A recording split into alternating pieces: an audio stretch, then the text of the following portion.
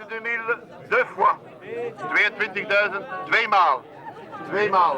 22.500 2 fois. 22.500 2 fois. 23.000. 23.000.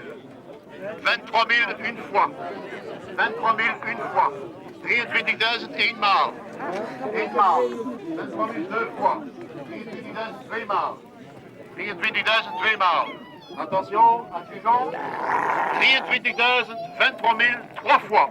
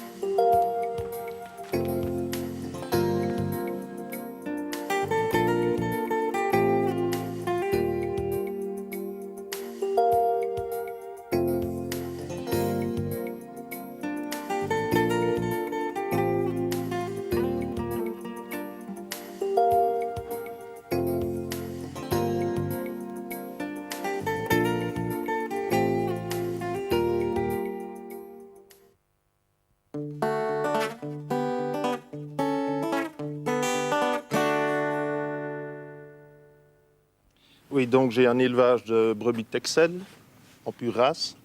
Je suis un sélectionneur. Mon effectif est d'une trentaine de reproductrices et de 2 béliers reproducteurs. J'ai également à côté de ça une dizaine d'agnelles que je ne mets pas au bélier la première année. Mes projets, comme chaque année, c'est d'essayer de sortir les meilleurs jeunes possibles. Donc de vendre le maximum de béliers et de femelles à la reproduction. Et d'avoir une prolificité qui est assez bonne également. Bah, chez nous, c'est presque uniquement la viande. Hein. Le but, c'est de faire beaucoup d'agneaux pour les restaurants qui demandent une carcasse relativement petite. Ça peut descendre, suivant l'époque, jusqu'à 12 kg carcasse. On fait maintenant un croisé entre frison et texel avec un texel dessus. Tous les béliers sont presque des texels purs, soit pour les gros gabarits, le style type de France, soit le style hollandais. Donc l'élevage est composé d'une trentaine de bêtes, donc 20 brebis qui sont mises à la lutte, 2 béliers, un entenay, un agneau, et cette année j'ai gardé 7 agnelles que je destine normalement à l'élevage si elles évoluent comme je souhaite. Objectif caractère viandeux en maintenant le type Texel, c'est-à-dire un mouton qui a une bonne tête, qui a une croupe ronde et un bassin incliné, avec finesse de laine, finesse de peau. Donc, en fait, c'est ce qui est repris dans le type mouton Texel. Mon élevage en fait est caractérisé par 2 points. C'est que le premier, j'ai essayé d'avoir des agneaux toute l'année, me rendant compte que c'était important de pouvoir approvisionner le marché, et que donc en fonction de ça, j'ai choisi 2 races spécifiques qui me permettent d'alimenter le marché régulièrement, tout en n'ayant pas trop d'agneaux en même temps. Et donc j'ai opté pour la race Suffolk. J'ai 250 brebis Suffolk et plus ou moins 200 brebis Texel. Et de plus, je garde donc 80 agnelles de renouvellement chaque année, ce qui monte l'effectif à 500-520 brebis, dont grosso modo 450 pour agneler. Il est aussi très important d'avoir un agneau de qualité, puisque j'ai choisi un créneau commercial qui est l'ORECA, restauration, boucherie traditionnelle, des gens qui veulent faire la différence par rapport à l'agneau importé. Donc il me faut une qualité irréprochable, à savoir aussi bien la conformation, qui n'est pas primordiale, on pourra en reparler éventuellement après, surtout la qualité, la couleur de la viande, la tendreté et la finition au niveau couverture de graisse. Oui, je possède environ 25 brebis Texel indemnes de midi, ici à Pessou donc. J'ai commencé il y a une dizaine d'années avec quelques brebis que j'ai achetées dans des éleveurs de la région. Et depuis lors, j'essaye d'améliorer un petit peu le phénotype de bête, donc essayer d'améliorer point de vue standard de la race, au point de vue phénotype, et également essayer d'avoir des bêtes qui économiquement sont également rentables, donc des bêtes avec de bonnes vitesses de croissance et une bonne prolificité. Pour atteindre ces objectifs, alors, quelles sont pour vous les bonnes techniques? Comment organisez-vous la gestion de votre élevage? Avoir un troupeau uniforme, donc les brebis, la majorité des troupeaux est issue soit filles ou petites filles du même père. Oui, étant donné que je travaille à l'extérieur, donc j'essaye de grouper au maximum les chaleurs, donc par la mise d'éponges. Alors j'en profite du fait que les bêtes soient en chaleur tout en même temps pour inséminer une partie, donc, et pouvoir profiter de la semence de géniteurs de top niveau. Donc, ce qui permet donc d'avoir des agnelages groupés également, hein, donc de pouvoir prendre ses dispositions point de vue travail pour être là et assister le plus possible. Donc j'ai une bonne souche de Suffolk, relativement prolifique, mais qui n'agnelle naturellement pas tôt. C'est-à-dire que si je mets naturellement mes béliers en lutte naturelle, j'ai des agneaux à partir de fin janvier, début février. Et ces agneaux-là arrivent trop tard pour Pâques, qui est en fait un des pics, je dirais, économiques, où on peut valoriser le mieux l'agneau. Donc je prends une partie de mon troupeau Suffolk, je prends en général les 80 meilleures brebis, que j'éponge au mois de juillet, et ce qui me permet donc de mettre une partie des béliers début août, pour avoir des agneaux qui sont nés donc en décembre et qui permettent d'avoir quelques bons agneaux pour Pâques. Donc j'ai recours à ce moment-là aux éponges pour la synchronisation des chaleurs. Et en général, sur les 80 brebis que j'éponge, je fais la moitié en insémination et l'autre moitié en lutte naturelle. Au départ, on a fait uniquement les annulages en hiver, mais le fait que les restaurants demandent presque toute l'année, sauf l'époque du gibier, on a fait les inséminations et provoqué la chaleur des bébés. Bon, mes préoccupations, c'est principalement le moment de la lutte. À ce moment-là, je procède de deux façons différentes. Donc, je reproduis avec un agneau et un bélier adulte. Pour toutes les brebis qui vont être saignies par l'agneau, j'induis les chaleurs artificiellement au moyen d'éponges. Ça représente à peu près une quinzaine de bêtes. Et le reste du troupeau passe en lutte naturelle, donc en pâture, avec le bélier adulte.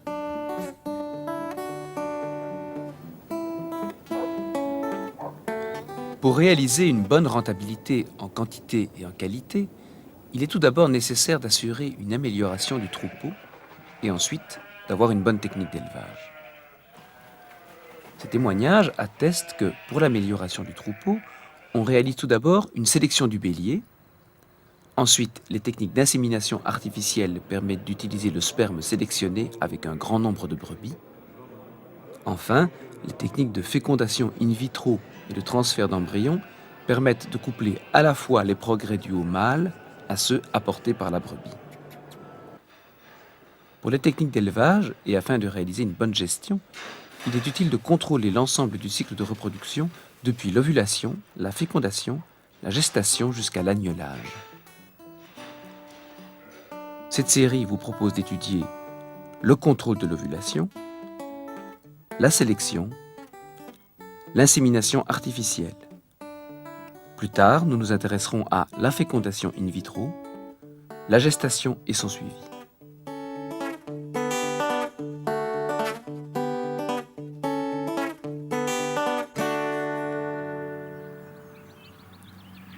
La brebis a une saison de reproduction au cours de laquelle des activités particulières du système reproducteur apparaissent de manière cyclique.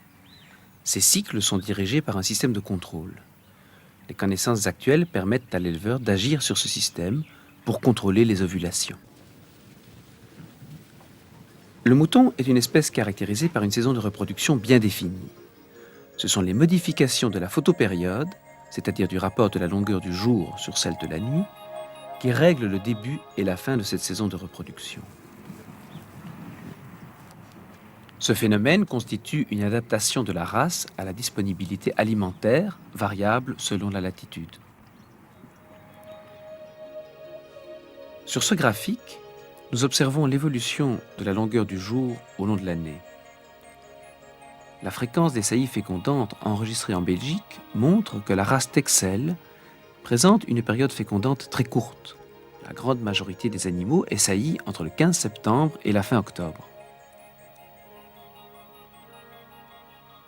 Par contre, le Suffolk, et de façon assez semblable le Hampshire, ont été sélectionnés pour se reproduire un peu plus tôt. Nombre d'entre eux sont mis à la reproduction en juillet-août. Mais la saison naturelle est plus étalée.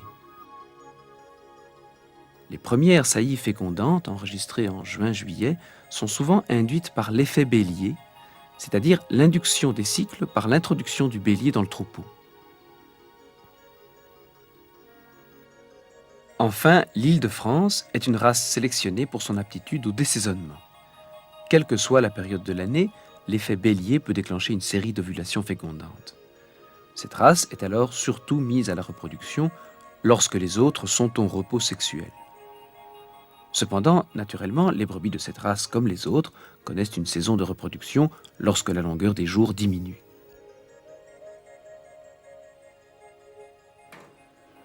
La technique d'endoscopie permet d'observer les organes internes de la brebis. Ici, nous l'utilisons pour étudier la croissance des follicules à la surface de l'ovaire. Ceux-ci proviennent d'une réserve de plus de 100 000 follicules primordiaux présents dans l'ovaire dès avant la naissance. Ils ne sont observables qu'en coupe microscopique. Régulièrement, certains d'entre eux entreprennent une croissance qui, au bout de 6 mois, les rend visibles à la surface de l'ovaire. Ils mesurent alors 1 à 2 mm. Cette croissance va s'accélérer brutalement. L'endoscopie montre qu'en 4 à 5 jours, un follicule peut acquérir un diamètre de 6 à 8 mm. Le démarrage de cette croissance terminale est synchrone pour une série de follicules et est appelé le recrutement.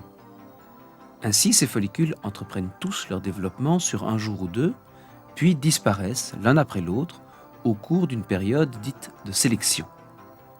Tous les 6 jours, une nouvelle vague de croissance est observée. Lorsqu'arrive la saison de reproduction, les plus gros follicules continuent à grandir.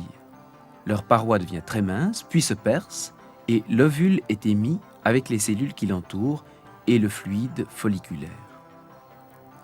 Le follicule, lui, se referme sur lui-même, se vascularise abondamment et se transforme ainsi en un corps jaune, qui, en fait, est rouge vif.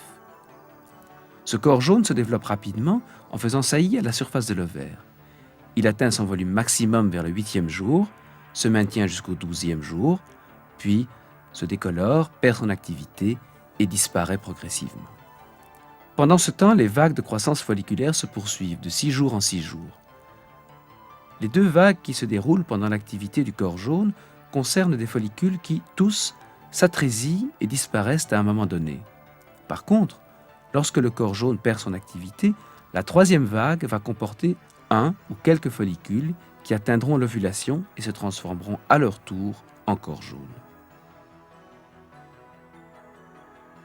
Ces cycles ovulatoires se poursuivent jusqu'à ce que la brebis soit fécondée et entre en gestation, ou jusqu'à l'anœstrus, c'est-à-dire la période anovulatoire faisant suite à la saison de reproduction.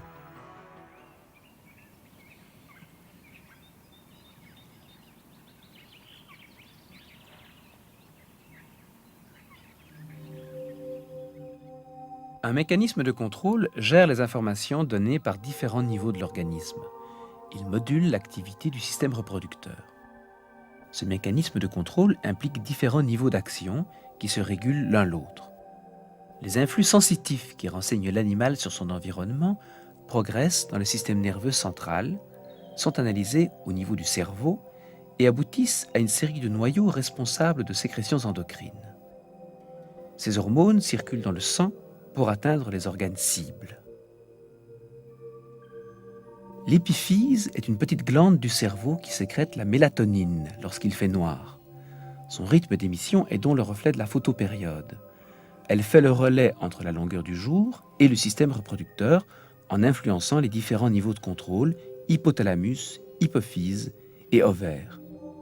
Avec d'autres hormones, comme la prolactine, la mélatonine renseignent donc l'hypothalamus sur l'environnement. Cet hypothalamus produira en réponse des sécrétions d'une hormone, le GnRH, qui stimule un second niveau de contrôle, l'hypophyse. Sous la stimulation du GnRH, l'hypophyse sécrète deux hormones indispensables à l'activité de l'ovaire. La LH, hormone lutéinisante, et la FSH, hormone folliculostimulante. L'hormone folliculostimulante, comme son nom l'indique, stimule la croissance des follicules. À chaque élévation de FSH correspond le début d'une vague de croissance avec le recrutement d'une série de follicules de 1 à 2 mm de diamètre. La LH est une protéine qui provoque, lorsqu'elle est émise en quantité très importante, appelée décharge préovulatoire, la maturation de l'ovocyte et l'ovulation. LH et FSH sont aussi impliqués dans le développement du corps jaune.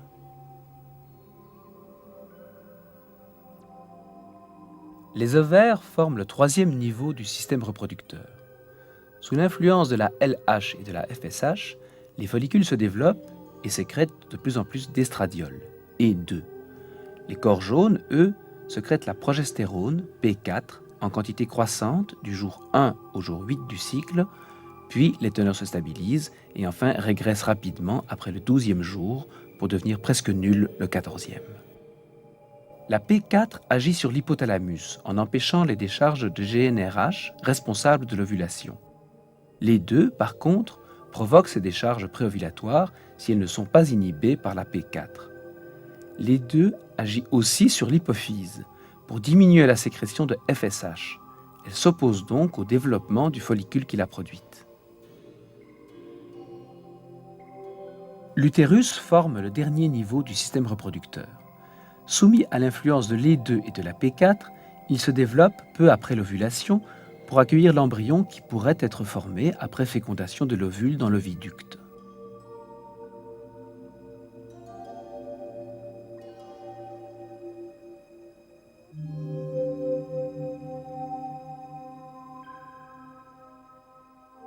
S'il n'y a pas de fécondation, l'utérus sécrète sous l'influence de l'estradiol la prostaglandine F2-alpha PGF qui atteint l'ovaire et détruit le corps jaune. Elle bloque ainsi la sécrétion inhibitrice de P4 et permet alors la prochaine décharge préovulatoire.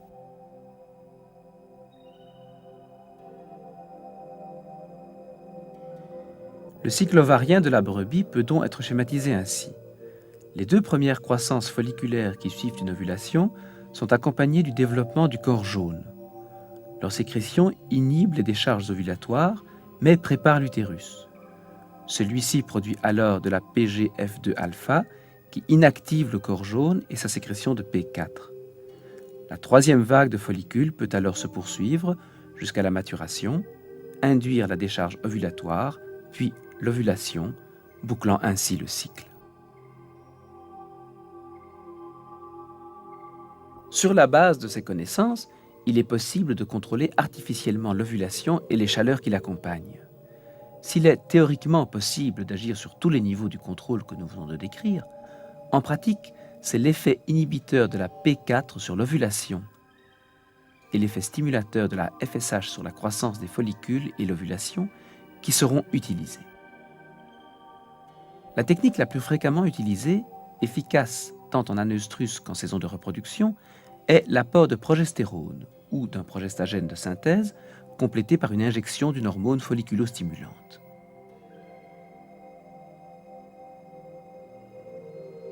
Le progestagène est le plus souvent apporté par une petite éponge. Celle-ci est placée au fond du vagin de la brebis et y séjourne de 10 à 14 jours, temps suffisant pour que les sécrétions endogènes du corps jaune éventuel s'arrêtent. Le retrait de l'éponge lève l'inhibition du système hypothalamo-hypophysaire. Une injection de PMSG, hormone folliculostimulante, appelée parfois ECG, est réalisée à ce moment. L'ovulation se passe alors 56 à 60 heures plus tard. En pratique, l'éponge est insérée dans l'applicateur désinfecté et lubrifié par un peu de crème antiseptique et placé au fond du vagin à n'importe quel jour du cycle ou en anœstrus chez la brebis.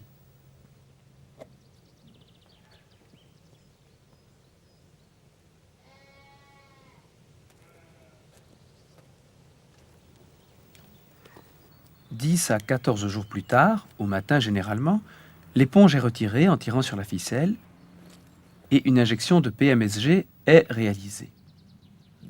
La dose injectée varie de 300 à 1000 unités suivant la race de la brebis, son état physiologique, ses antécédents.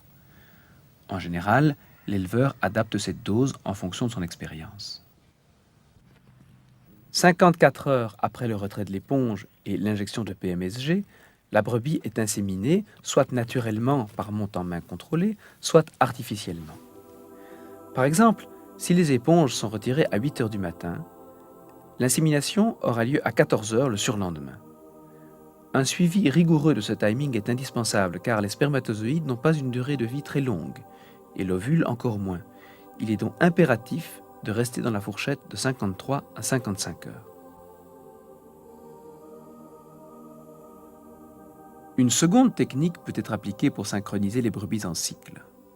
Elle consiste à injecter la PGF naturellement sécrétée par l'utérus ou un dérivé de synthèse. Sous son action, le corps jaune se détruit, la sécrétion de progestérone chute rapidement et l'ovulation est permise. Elle se déroule 60 à 64 heures après le traitement. Cependant, l'action de la PGF n'est pas toujours efficace. Les nouveaux corps jaunes de moins de 4 jours ne sont pas encore sensibles à cette hormone, de même que ceux qui sont déjà en voie de régression après le 13e jour du cycle. Les brebis se trouvant dans ces périodes de leur cycle échappent donc à la synchronisation. Pour y remédier, une seconde injection est réalisée à tout le troupeau 10 jours plus tard. À ce moment, aussi bien les animaux qui ont réagi à la première injection que les autres seront en phase sensible et la synchronisation touchera tous les animaux. Une injection de PMSG complète éventuellement le traitement pour stimuler l'ovulation. En pratique, cette technique est peu utilisée malgré sa simplicité, car elle doit s'appliquer sur des brebis possédant un corps jaune actif. Elle n'a donc pas d'effet sur des animaux en anœstrus ou des agnelles impubères dont chaque troupeau contient une proportion plus ou moins importante. Le contrôle de l'ovulation est donc le plus fréquemment réalisé chez la brebis grâce aux éponges de progestagène et au PMSG. D'autres traitements peuvent cependant être aussi appliqués, notamment pour stimuler l'activité ovarienne et augmenter le taux d'ovulation.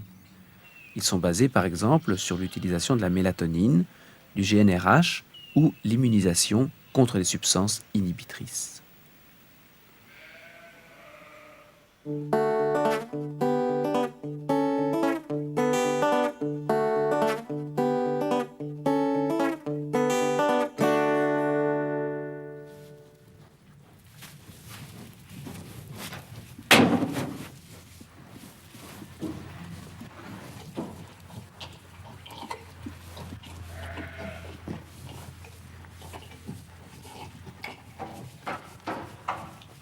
Le fruit du contrôle de l'ovulation chez la brebis ne doit pas être perdu, mais au contraire amélioré encore grâce aux possibilités offertes pour la fécondation. Le choix du bélier en vue de l'amélioration génétique du troupeau et de la méthode d'insémination. Il est donc proscrit de laisser une troupe de brebis dont l'ovulation a été synchronisée en liberté dans une prairie avec un ou plusieurs béliers. En effet, en fonction de l'activité des brebis et des préférences du bélier, un certain nombre de femelles risquent d'être délaissées et de ne pas être saillies, tandis que d'autres seront poursuivies à outrance. La première méthode de fécondation envisageable est la saillie contrôlée, encore appelée monte en main. Les béliers sont utilisés rationnellement. En fonction de l'hérédité des brebis et des caractères phénotypiques, visibles, que le mâle et la femelle présentent, une série de brebis, 5 à 10 au maximum, sont dévolues à chaque mâle. Un bélier adulte, c'est-à-dire de plus de 2 ans, pourra saillir jusqu'à 10 à 12 brebis, 2 fois sur la journée, tandis qu'un agneau refusera d'en saillir 5, ou même refusera de saillir en présence de l'homme. Le comportement des mâles et leur libido varient fortement en fonction des individus et de la saison. Les brebis sont amenées, sans stress, dans une enceinte relativement proche des boxes dans lesquelles les béliers sont maintenus séparés. Une à une, les brebis sont attrapées, sans bousculade, et présentées au bélier qui leur a été choisi.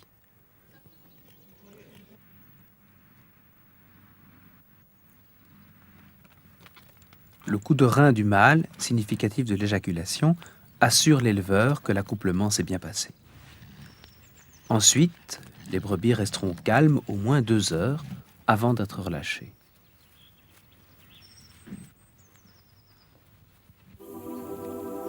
En résumé, 10 à 14 jours après la pose de l'éponge, celle-ci a été retirée et le PMSG injecté. L'ovulation se déroule environ 58 heures après la fin du traitement hormonal. Le moment idéal pour réaliser la monte en main se situe donc entre 53 et 55 heures après le retrait de l'éponge. Cependant, si le nombre de béliers est suffisant par rapport aux brebis et si leur comportement est bon, il est possible d'améliorer quelque peu la fertilité en réalisant la monte en main 2 fois pour chaque brebis. 48 à 52 heures après le traitement hormonal, puis 55 à 60 heures après le traitement hormonal.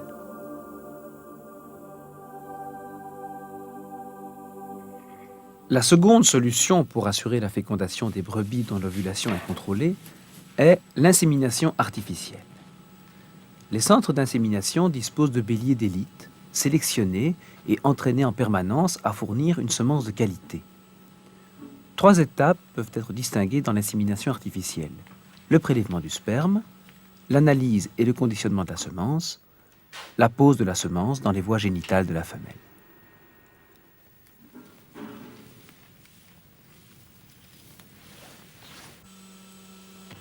Le prélèvement s'effectue en général par éjaculation spontanée du bélier dans un vagin artificiel. Soigneusement désinfecté et séché, ce matériel est maintenu au chaud dans une étuve. Juste avant l'emploi, le vagin artificiel est monté. Le vagin artificiel est un manchon à double paroi, l'extérieur rigide et l'intérieur souple, gonflé d'air ou d'eau. Il est prolongé par un cône collecteur en caoutchouc, au bout duquel est fixé un tube gradué qui recueille le sperme. Le tout est placé dans une gaine afin d'éviter les chocs thermiques préjudiciables à la survie des spermatozoïdes. Le bélier est mis en présence d'une brebis en chaleur et la semence est récoltée promptement par la déviation du pénis en érection lorsque le bélier effectue le saut sur la brebis. Si le vagin présente les conditions voulues de température et de pression, le réflexe d'éjaculation se produit normalement. Le coup de rein renseigne l'opérateur sur la récolte effective de semences. Un rapide coup d'œil l'assure sur le volume et la qualité.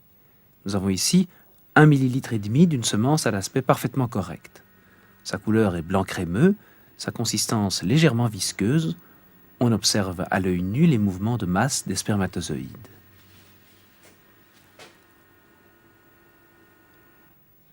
L'analyse de la semence est complétée au laboratoire. Elle doit être effectuée rapidement tandis que la semence est maintenue au chaud dans un bain-marie réglé à 30-35 degrés.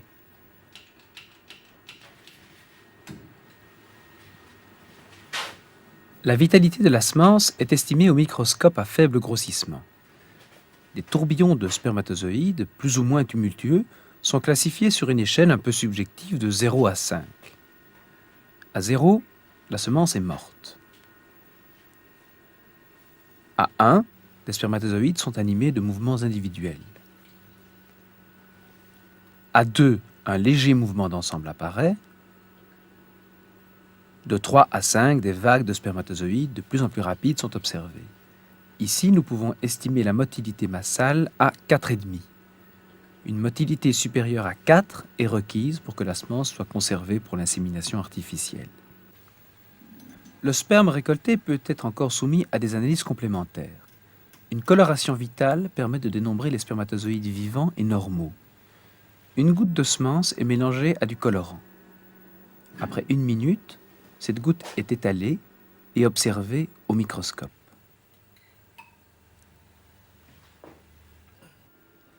Les spermatozoïdes vivants rejettent le colorant et restent incolores.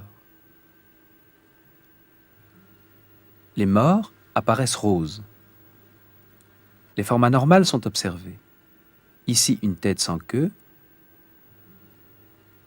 Là, une queue recourbée.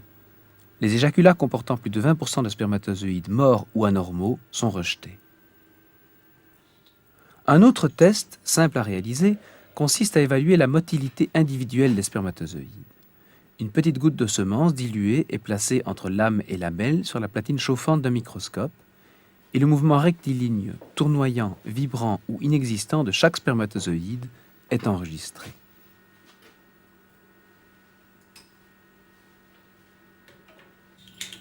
La concentration de l'éjaculat est mesurée au colorimètre à une longueur d'onde fixée.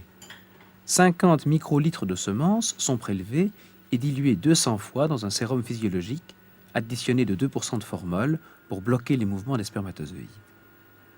La densité optique lue sur le colorimètre est convertie en milliards de spermatozoïdes par millilitre. Ici, une densité optique de 0,650 correspond à 3,1 milliards de spermatozoïdes par millilitre. Dans notre millilitre et demi, nous avons donc un peu plus de 4 milliards de spermatozoïdes. Pour une insémination classique avec la semence fraîche, notre éjaculat pourra nous donner 10 paillettes de 400 millions de spermatozoïdes après dilution avec 1,35 millilitres de dilueur. Pour des inséminations artificielles intra-utérines, il sera possible de réaliser 10 fois plus de paillettes, soit une centaine dans ce cas-ci. Pour la congélation, la concentration est réduite à 100 millions de spermatozoïdes par paillette. Nous disposerons donc ici de 40 paillettes environ. La semence diluée est mise à refroidir lentement, jusqu'à une température de 15 à 20 degrés, en plaçant le tube dans un récipient contenant de l'eau prélevée dans le bain-marie, puis laissée à température ambiante. La semence est ensuite aspirée dans les paillettes d'insémination et placée dans un thermos à 16 degrés centigrades. Si elle est destinée à la congélation, la semence est refroidie progressivement, en 2 heures approximativement, jusqu'à 4 degrés centigrades, puis rediluée avec un dilueur spécial additionné de substances cryoprotectrices. Puis, elle est mise en paillettes, placée dans un appareil de congélation programmé qui réalise un refroidissement progressif par palier, et enfin, stockée dans l'azote liquide, dont la température, moins 196 degrés centigrades, assure une conservation pour des dizaines d'années si nécessaire.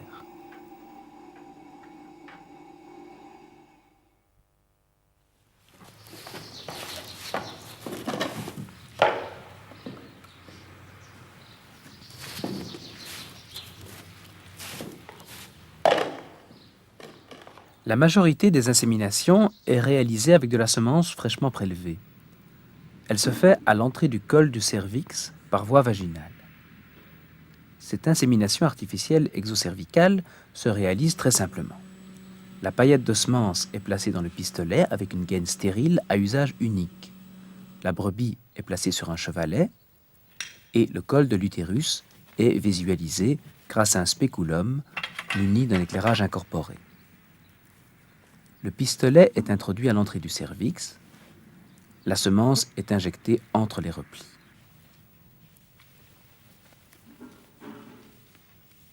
Le matériel est retiré et la brebis reposée sans stress sur le sol est laissée au repos au moins 2 heures.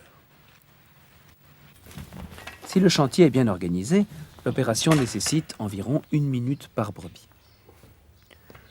Actuellement, des essais sont réalisés dans divers pays pour trouver le moyen de franchir le col et de déposer la semence à l'entrée de l'utérus.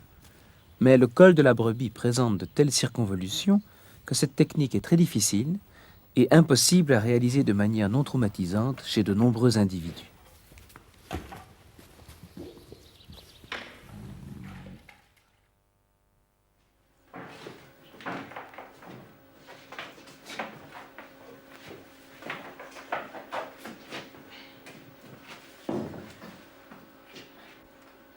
Si la semence utilisée a été congelée, il est nécessaire de la déposer directement dans la cavité utérine. L'insémination est alors réalisée par laparoscopie. Il s'agit de traverser la paroi abdominale pour injecter des spermatozoïdes dans chaque corne utérine. La brebis est fixée sur une table d'insémination, la laine de la paroi abdominale est tondue et la peau est désinfectée.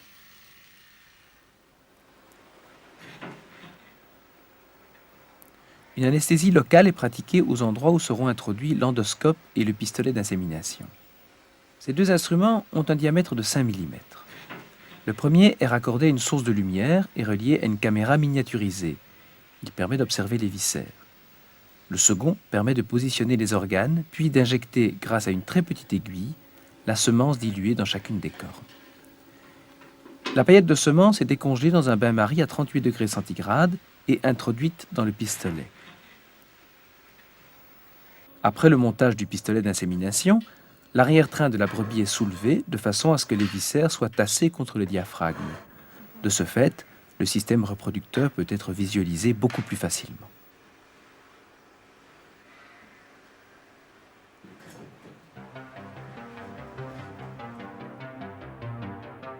On aperçoit les deux cornes utérines, rouges et gonflées en cette période périovulatoire. Elles se réunissent en un corps commun sous la vessie. À leur autre extrémité, les oviductes mènent aux ovaires, cachés sous le ligament qui les soutient. Les cornes sont bien mises en place par le palpeur du pistolet, puis celui-ci est retiré pour permettre à l'aiguille de piquer dans une corne. La semence est injectée, puis la seconde corne est piquée et reçoit ses 20 millions de spermatozoïdes. Le matériel est ensuite retiré. Les petites entailles réalisées dans la peau sont pulvérisées de désinfectants ou de cicatrisants et la brebis est descendue de la table et reconduite auprès des autres. Numéro 458, asséminé par ténor.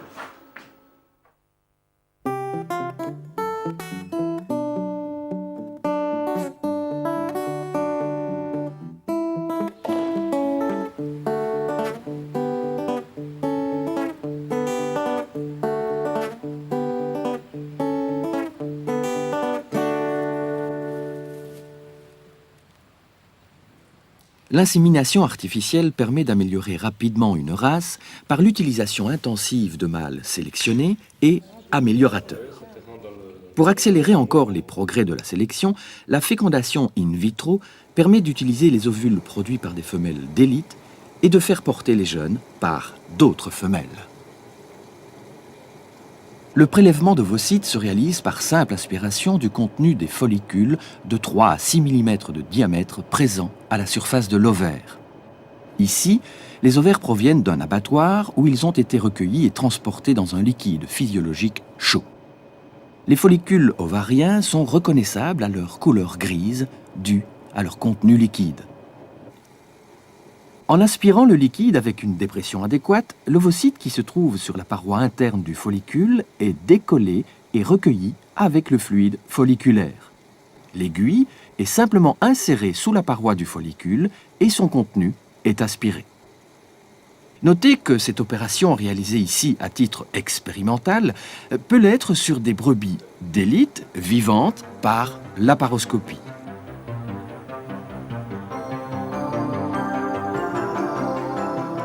Les ovocytes que l'on aspire dans les follicules sont normalement encore immatures et compacts.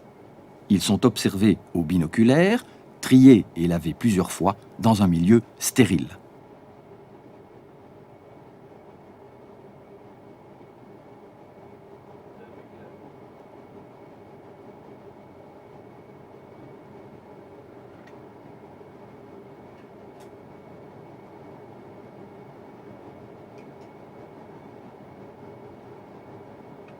L'ovule est une grosse cellule entourée d'une zone pellucide et de nombreuses petites cellules. L'ensemble est appelé complexe ovocyte-cumulus. Seuls les complexes entiers, bien compacts et avec un cytoplasme ovocytaire normal, sont conservés. Toutes les manipulations sont réalisées en atmosphère stérile dans une hotte à flux laminaire.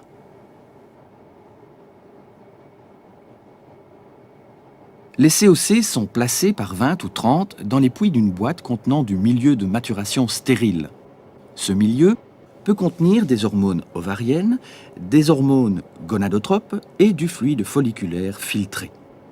Dans cette manipulation, seuls de la FSH et du fluide folliculaire sont ajoutés à du milieu de culture cellulaire. La maturation s'effectue dans une étuve à 39 degrés centigrades sous atmosphère contenant 5% de CO2 et 80 à 100% d'humidité.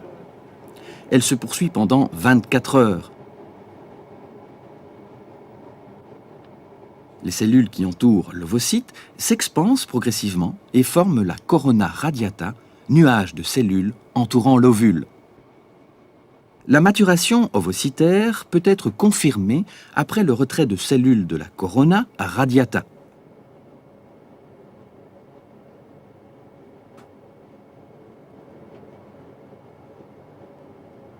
À ce moment, il est permis de voir que l'ovocyte s'est divisé et a émis un globule polaire qui se trouve aussi sous la zone pellucide.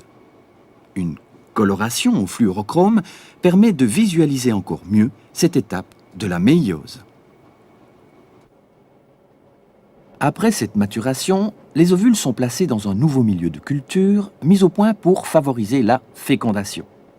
Quant aux spermatozoïdes, ils subissent également une préparation destinée à les capaciter, c'est-à-dire à les rendre capables de se lier à l'ovule et de le pénétrer.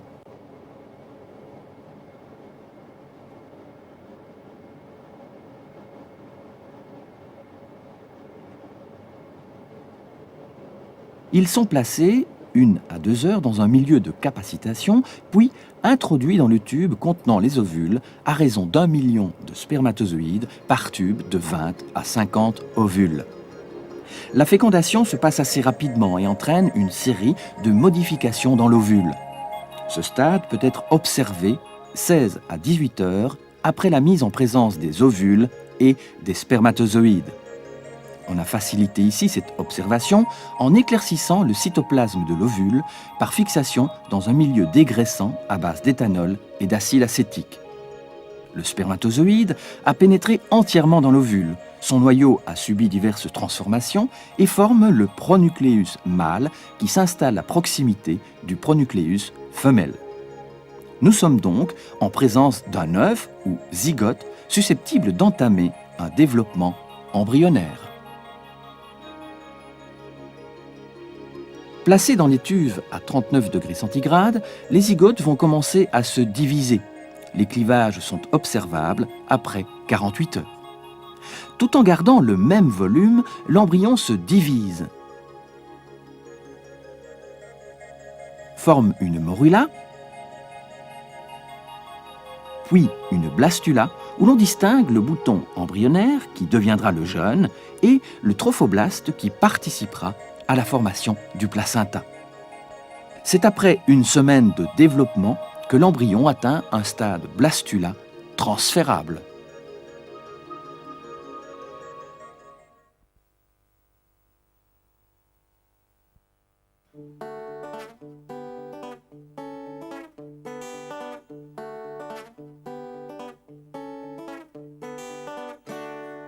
L'embryon s'implante dans l'endomètre dès les premiers jours de son arrivée dans l'utérus, entre le 13e et le 15e jour, après la fécondation. La gestation commence alors grâce aux hormones sécrétées par ce petit embryon. Il sécrète une protéine trophoblastique qui stimule l'utérus à produire une prostaglandine. Celle-ci maintient le corps jaune en activité, bloque ainsi les cycles et les ovulations et favorise le développement de l'utérus et de l'embryon lui-même. L'échographie est la technique la plus intéressante pour suivre la gestation chez la brebis. Des sondes spéciales utilisées par voie rectale permettent de visualiser les vésicules embryonnaires dès le 20e jour après l'ovulation. Mais l'observation se réalise généralement de manière externe et totalement non invasive et atraumatique. La brebis reste debout et la sonde est appliquée dans le creux de l'aine, là où la laine est absente. Le gel appliqué sur la sonde assure une continuité dans la densité des milieux traversés par les ultrasons. Le principe de l'échographie est en effet une réflexion des ondes à l'interface de matières présentant des propriétés différentes de transmission des sons. Les liquides propres ne sont pas écogènes, tandis que les tissus possèdent des écogénicités variables. De ce fait, le fluide dans lequel baigne le fœtus apparaît noir. Les muscles de la mère ou du jeune présentent des intensités de blanc variables et les os sont les structures les plus visibles.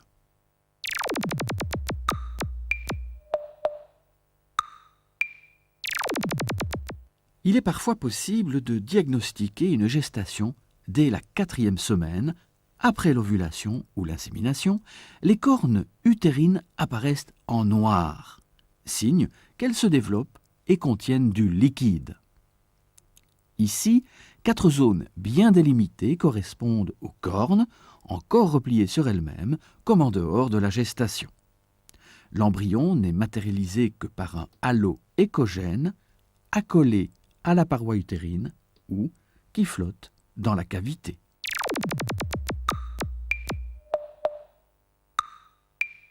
La période optimale pour observer les fœtus se situe entre la 6e et la 14e semaine. Le développement et l'ossification sont alors suffisants et l'image des jeunes ne dépasse pas les limites de l'écran, ce qui permet de mieux les observer et de les compter. Lorsque le fœtus se présente bien, comme c'est le cas sur cette séquence, il est possible de distinguer la tête, l'abdomen et les pattes. Et ici, le fœtus mesure de 2,5 cm à 3 cm et les battements de son cœur sont déjà bien perceptibles. Le rythme cardiaque du fœtus est rapide. À 6 semaines, il est de l'ordre de 160 battements par minute. Il va diminuer progressivement pour atteindre environ 120 battements peu avant la naissance. Le diamètre et la forme des cotylédons peuvent être de bons repères pour estimer l'avancement de la gestation. En ce début de gestation, les cotylédons sont à peu près sphériques. À ce moment, un diagnostic de gémellité peut être posé avec une bonne exactitude. Ici, on voit clairement les jumeaux qui se sont répartis dans les 2 cornes, comme cela se passe normalement. Par hasard, les images les montrent en position parallèle avec la tête dans le même plan.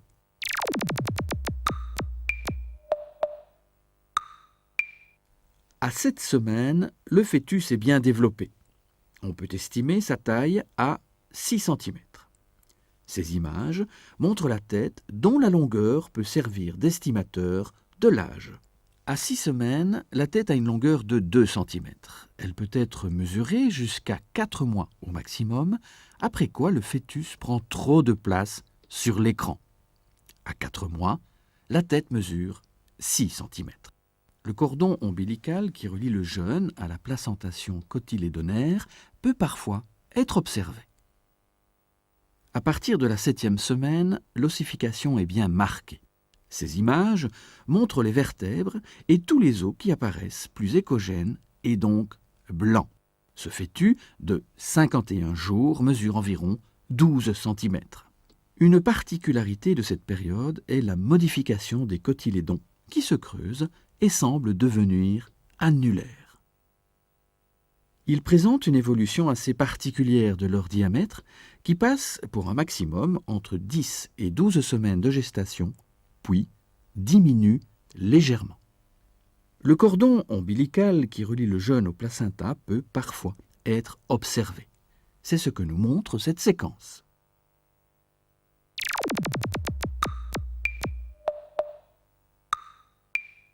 Ce fœtus d'environ 9 semaines mesure déjà plus de 15 cm. 2 paramètres utiles pour estimer l'avancement de la gestation sont mesurables sur ces images. La longueur du thorax et la largeur de la tête.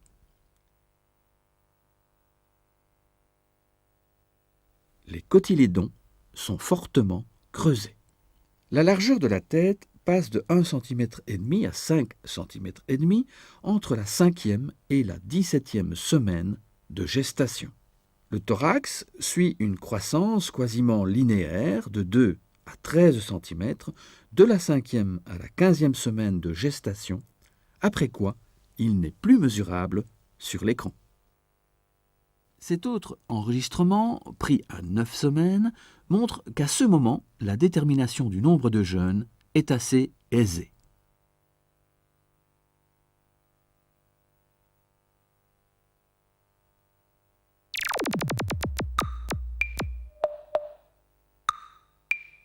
À 3 mois, le fœtus est trop grand pour apparaître en entier sur l'écran. On voit ici la tête, bien nette, et le mouvement des pattes. La longueur de l'humérus est aussi un bon estimateur de l'âge du fœtus. La croissance des os longs est assez rapide. L'humérus mesure un peu plus de 1 cm à 7 semaines et environ 6 cm à 4 mois.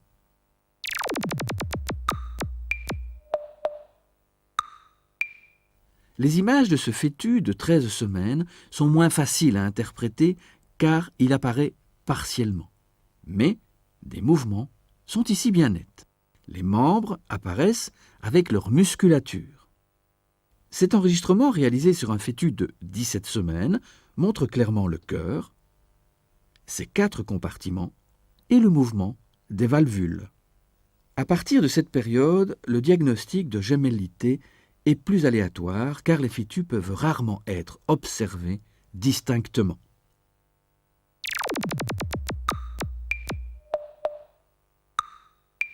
À 4 mois, les observations sont de plus en plus fragmentaires. Ce que met en évidence cette image est la tête du jeune avec sa mâchoire inférieure orientée vers le haut, le cœur, les pattes, les os.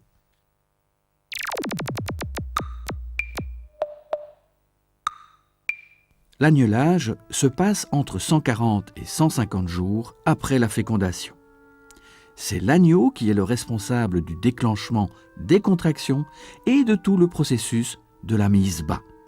Lorsqu'il atteint sa maturité, il sécrète du cortisol qui provoque une production d'œstrogènes placentaires et induit la production de prostaglandine utérine et d'ocytocine hypophysaire, responsable des contractions et de l'expulsion de l'agneau. Il est possible de contrôler artificiellement l'induction de l'agnelage lorsque la date de fécondation des brebis est connue. Le procédé consiste à injecter à la mère un corticoïde de synthèse. L'hormone va mimer le contrôle naturel de l'agneau. En réalité, il semble même que ce procédé stimule le fœtus à sécréter les hormones qui déclenchent l'agnelage et de ce fait, si ce fœtus n'a pas atteint un développement suffisant, il sera incapable de répondre à la stimulation et la piqûre sera sans effet. Ceci explique que le procédé ne risque pas d'induire des avortements. En pratique, la technique consiste à injecter une dose précise de corticoïdes le soir du 142e jour de la gestation. Quelques brebis qui avaient entamé le processus de mise bas annuel, puis le traitement bloque momentanément les agnelages jusqu'à 48 heures après l'injection. La grosse majorité des agnelages se passe le surlendemain, entre 52 et 68 heures après l'injection. Ce procédé permet de réduire considérablement la période des agnelages et de programmer et intensifier les surveillances nécessaires à cette période. À la fois, les pertes dans le troupeau et le travail et la fatigue de l'éleveur sont réduits. De plus, la synchronisation des agnelages facilite les adoptions, ce qui permet, par exemple, d'attribuer des agneaux triplés à des brebis qui ont perdu leur jeune ou qui n'en ont qu'un.